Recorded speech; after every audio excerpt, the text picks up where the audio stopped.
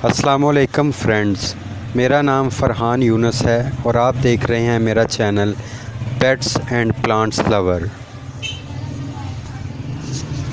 मैं आपको बता रहा हूँ कि फरवरी के दिनों में हम किन सब्ज़ियों के पौधों की सीडलिंग कर सकते हैं जो कि हमारी बहुत आसानी से ग्रो कर जाएं और हमें मई, जून, जुलाई तक भी इनसे फल हासिल होता रहे।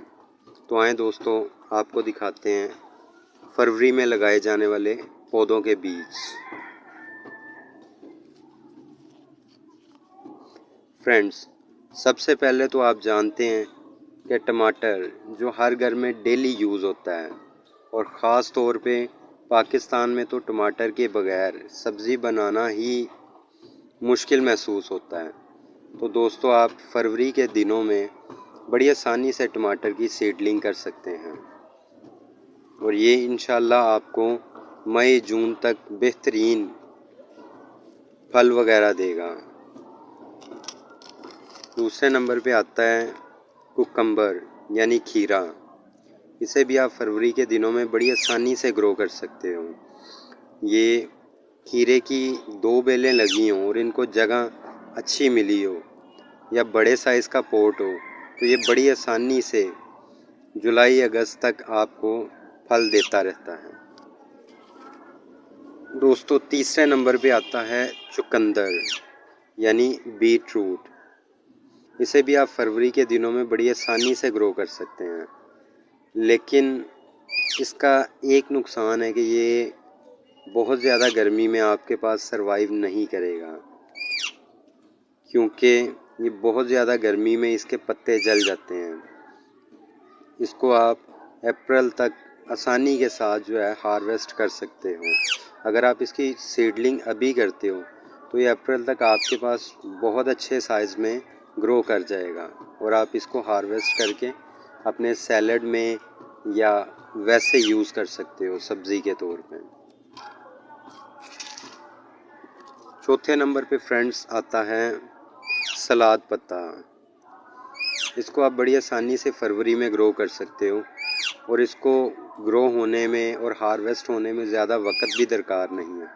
अगर आप इसको फरवरी में सीडलिंग करते हो तो ये बड़ी आसानी से मार्च के एंड तक आपके पास तैयार हो जाता है और आप इसको मार्च के 20 मार्च 25 मार्च से इसकी हार्वेस्टिंग शुरू कर सकते हो।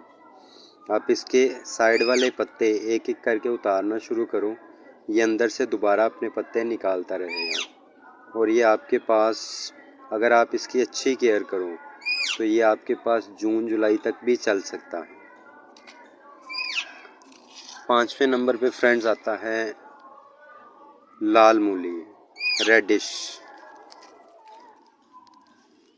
दोस्तों, इसको भी आप फरवरी के दिनों में बड़ी आसानी से ग्रो कर सकते हो और इसको तैयार होने में भी ज़्यादा वक्त दरकार नहीं। ये 1 महीने से 40 दिन में आपके पास बड़ी आसानी से तैयार हो जाता है और आप इसको हार्वेस्ट कर सकते हैं। छठे नंबर पे दोस्तों आता है शिमला मिर्च, स्वीट पेपर भी कहते हैं इसको। दोस्तों, इसकी भी सीडलिंग आप फरवरी के दिनों में बड़ी आसानी से कर सकते हो और ये आपके पास अप्रैल के एंड तक अच्छी फ्रूटिंग देना शुरू कर देगा। अगला नंबर है friends chillies, green chillies. Friends, ये भी पाकिस्तान में हर खाने की शान समझा जाता है ग्रीन चिलीज़। इसको भी आप फरवरी के इन दिनों में बड़ी आसानी से ग्रो कर सकते हो।